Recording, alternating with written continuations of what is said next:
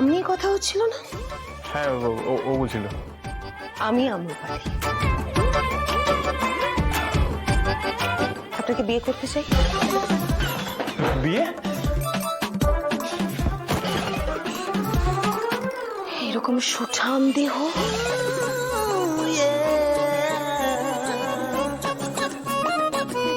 ছাপদারি,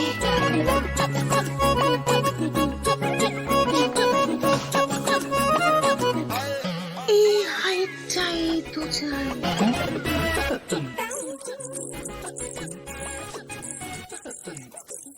আপনি বিয়ের জন্য ডিভোর্সি নিয়ে খুঁজছেন? আমি 3 বার ডিভোর্সি। হ্যাঁ? এই আপনার কি মাথা খারাপ নাকি? বলছেন কি তো আপনি? বললাম যে আমি আপনাকে বিয়ে করতে চাই। বিয়ের কথা শুনে তো মেয়েরা লজ্জা পায়, আপনি পুরুষ হয়ে লজ্জা পাচ্ছেন? আমি পুরুষ নই। আমরা পুরুষ নই। কাকু বললি কি বলছে? ও পুরুষ মানুষ নয়।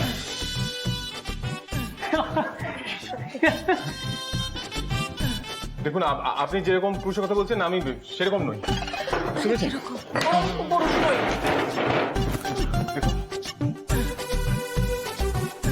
এই আপনি এখানে যান বলছি।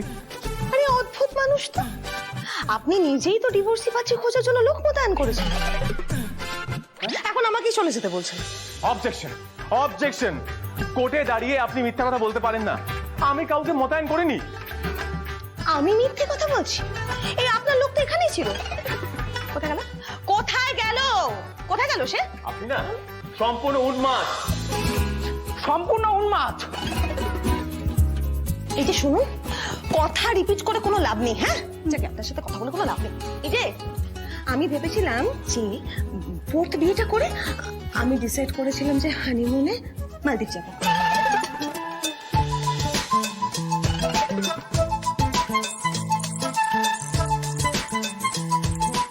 মালদ্বীপ? হানিমুন?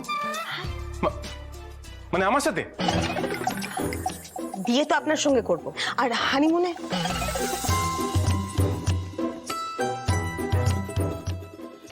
এনার সাথে যাবো। বোকার মতো কথা হয়ে যাচ্ছে না? আমার আপত্তি ছিল না, আপনি চাইলে একবার যেতেই পারি, কিন্তু এই বয়সে। ঠিক আছে ডাক্তারবাবু, কিন্তু ওনাকে একবার দেখুন। আরে আমার উনি তো বহাল তবিয়তে আছে, আপনার কৃপায় বাবাও হয়েছে। আমার কৃপায় মানে? না মানে আমার উনি তো একবার মা হয়েছেন, আর একবার বাচ্চা হব হব করছে, প্রেগনেন্ট তো। আমার উনি তো বলেছিলেন একদিন আপনাকে। আরে ডাক্তারবাবু, আমি আপনার উনি না, আমি ওনার কথা বলছি। আপনি ওনাকে আগে ভর্তি করে নিন তো। ওই ডাক্তারবাবু বলছিলেন যে পরিচিত না হলে ভর্তি নেবেন না। এইরকম কথা বললে তো কেউ সাহস করে কারোর উপকারই করবে না। আরে বাবা, বাড়ির লোককে তো পরেও খবর দেওয়া যায়। হ্যাঁ হ্যাঁ ঠিক কথা। পুলিশ কেস হলে কি করবেন, এটা কথা বলে দিচ্ছেন? আরে বাবা, আমি নিজের দায়িত্বে ঠাকুমাকে ভর্তি করে নিচ্ছি। আপনি আমার বিয়েতে এত বড় একটা উপকার করলেন, আমি আপনার জন্য এইটুকু করব না? এই সিস্টার, সিস্টার, হোয়াট বয়, ওনাকে নিয়ে চলো, আমি দেখবো। নিয়ে চলো, এসো, সাবধান, নিয়ে এসো।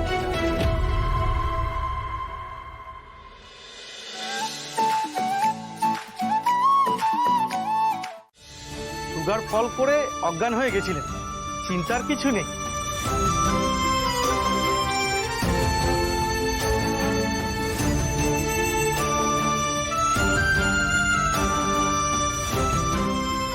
আহা, কি ভাগ্য আমার!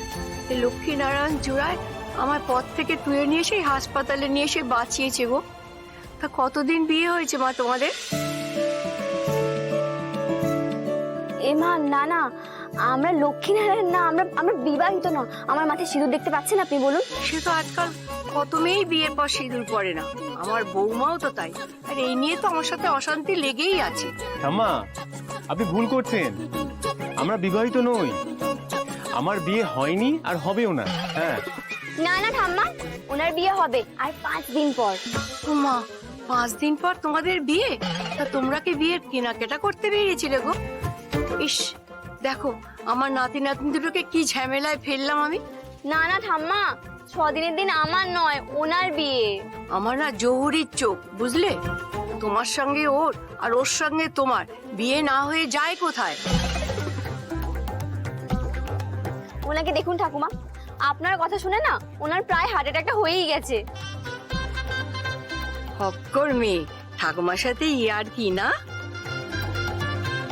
আম্মা, আমাদের মধ্যে শত্রুতা আছে ঠিকই, কিন্তু এতটাও নেই যে বিয়ে করে নেবো।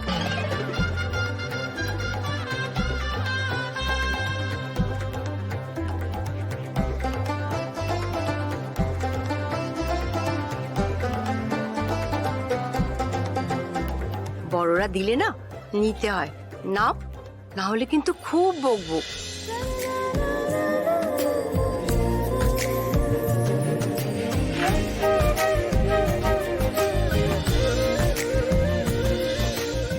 তোমাদের বিয়ের উপহার। ঠাকুমার তো এর চেয়ে বেশি সামর্থ্য নেই, তোমাদের মনের মতো পছন্দ মতো জিনিস কিনে নিও।